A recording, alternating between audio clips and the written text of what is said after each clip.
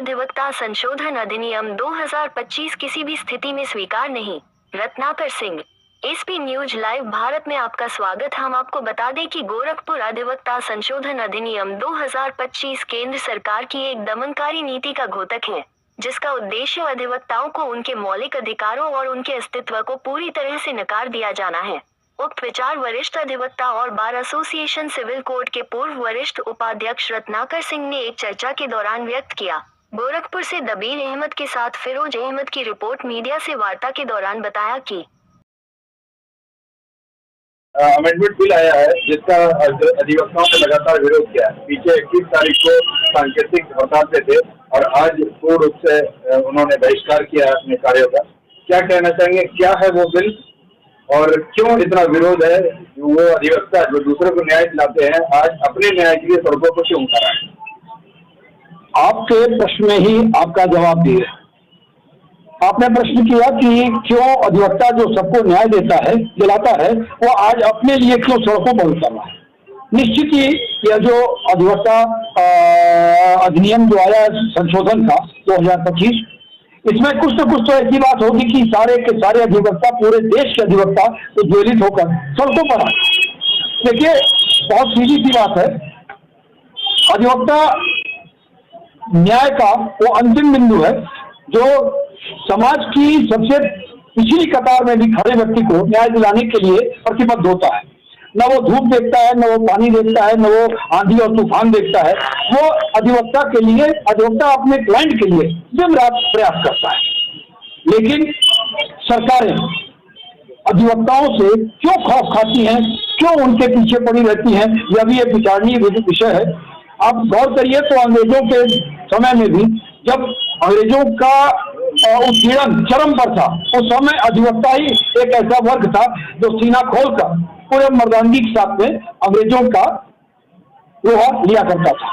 आज हमारी सरकारें जो समाज के विपरीत चलना चाहती हैं, अधिवक्ताओं से इसी कारण खौफ खाती हैं। आज अधिवक्ता कहीं भी संरक्षित नहीं है, कहीं भी सुरक्षित नहीं है, उसके कोई भविष्य नहीं है। अगर वो आज प्रैक्टिस कर रहा है और फीस पा रहा है, तब तक तो अपने बच्चों की फीस भी दे सकता है, दवा भी करा सकता है, खा सकता है। लेकिन अगर आज अधिवक्ता बीमार पड़ जाए, अधिवक्ता की असमय मौत हो जाए, तो उसकी कोई भी भविष्य संरक्षित नहीं है।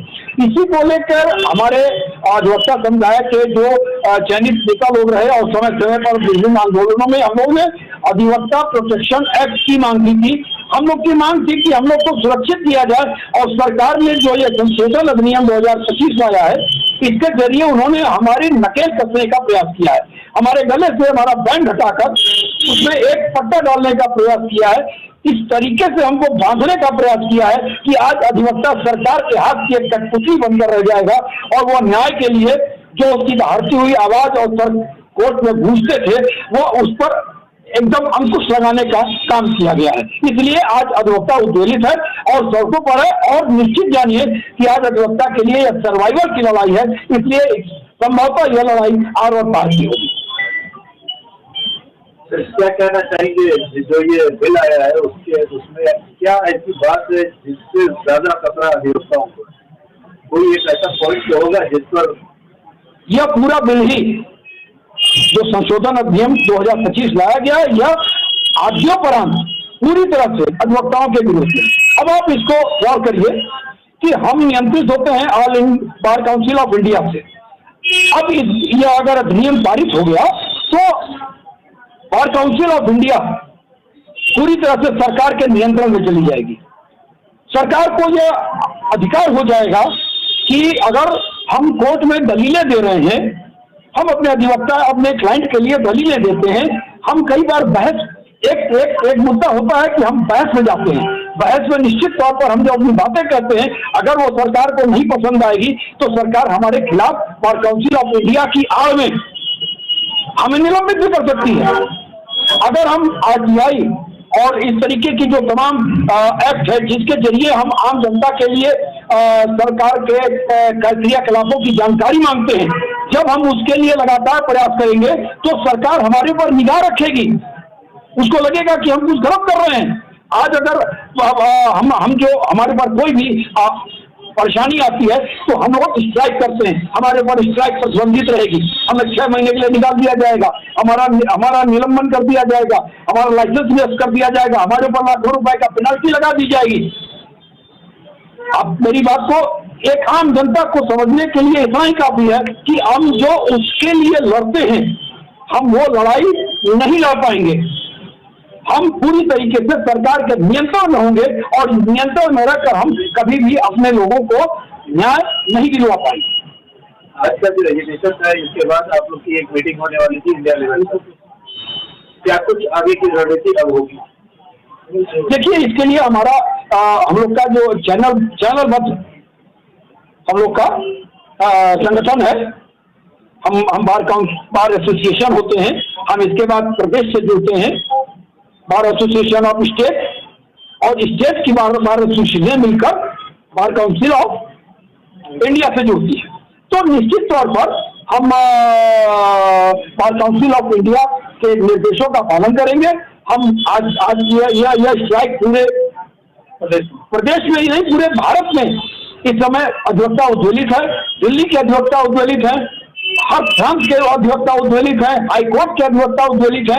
आप बताइए, अभी एक लोकपाल का एक निर्णय आया है जिसमें पुलिस को इतना अधिकार दे दिया गया है कि वो हाईकोर्ट की जज को भी गिरफ्तार कर ले।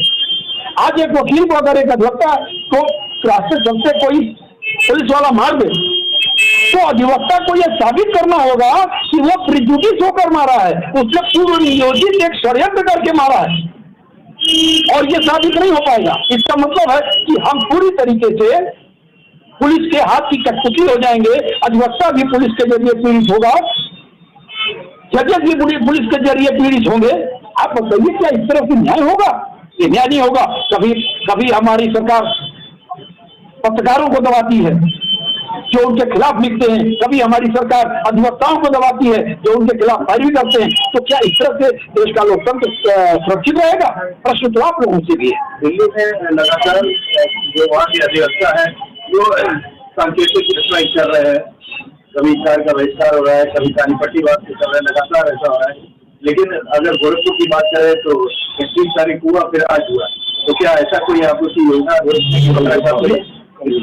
कल भी स्ट्राइक था हमारे यहाँ बाढ़ में, हमारे जिला सिंह बाढ़ एसोसिएशन द्वारा पारित किए गए प्रस्ताव के आधार पर, और आज तो खैर प्रदेश व्यापी है, क्या देश व्यापी है। इसके आगे भी जैसा भी हमारा एसोसिएशन देगा उसके अनुसार कार्रवाई की जाएगी। और यह बिल तब तक हम लोग स्ट्राइक पर जाने के लिए कटिबद्ध है जब तक यह वापस नहीं हो जाता। यह बिल अधिवक्ताओं के खिलाफ है, जनता के भी खिलाफ है। जब हम आपकी ही लड़ाई नहीं लड़ पाएंगे तो हम करेंगे क्या? किस बात का अधिवक्ता है? ये पूरा का पूरा बिल जो है वापस होना चाहिए।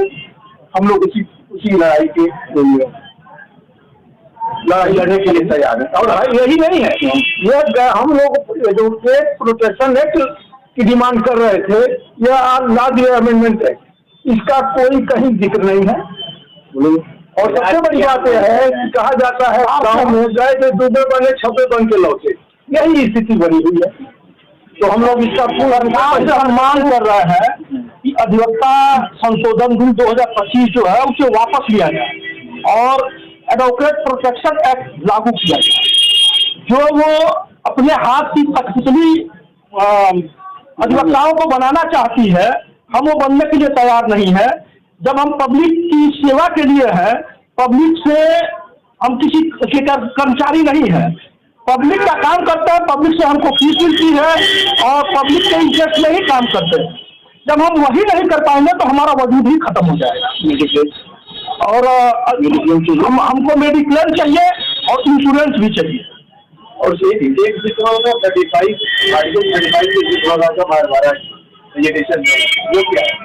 देखिए, यह अमेंडमेंट के तहत जो भी आया है पूरा का पूरा अमेंडमेंट ही अधिवक्ता के खिलाफ है, क्योंकि 1961 का एडवोकेट एक्ट है। आज तक संशोधन की जरूरत नहीं पड़ी, केवल ये अमेंडमेंट के द्वारा अधिवक्ताओं को अपने चंगुल में रखने के लिए यह सब कार्रवाई की जा रही है, ताकि हम जैसे चाहें वैसे इनको क्रियान्वित करें। तो अधिवक्ता कोई पेशेवर नौकरी नहीं करता है, तनख्वाह नहीं आप देते हो। हमको जो चाहिए एक जनता के लिए जो कि 5 लाख रुपया मेडिक्लेम आयुष्मान कार्ड बनता है अधिवक्ताओं के लिए, तो पैसे का नहीं है, क्या दिया आपने? एक आखिरी सवाल है कि ये जो अमेंडमेंट बिल लागू होने जा रहा है, जिससे संशोधन बिल जो बोल रहे हैं, क्या ये सरकारी वकील जो कि गवर्नमेंट नहीं करती उनके ऊपर भी लागू होगा? जो लोग न्याय के, हाँ, जो सरकारी वकील हैं उनको एक निश्चित फीस मिलती है, उनका मानदेय निर्धारित होता है। लेकिन जो एक आम अधिवक्ता है, जो 99% है, 1% में होंगे सरकारी वकील, 99% जो अधिवक्ता है वह सीधे वो और उनका परिवार, उनके बच्चे, उनका भविष्य सब कुछ इससे प्रभावित हो जाएगा। इसलिए हम लोग पुरजोर मांग करते हैं कि सरकार इस बिल को वापस ले और प्रोटेक्शन एक्ट हमको दे, मेडिक्लेम दे, इंश्योरेंस दे। हम ऑफिसर ऑफ द कोर्ट हैं, हमको कोर्ट में जाने की, पैरवी करने की पूरी इजाजत मिले। अगर रोड होल्डअप होता है उसके दौरान भी अगर कोर्ट में वकील जा रहा है तो सुप्रीम कोर्ट का निर्णय है कि उसे रोका नहीं जाएगा, इसके बावजूद उसको रोका जाता है, प्रताड़ित किया जाता है, ये प्रताड़ना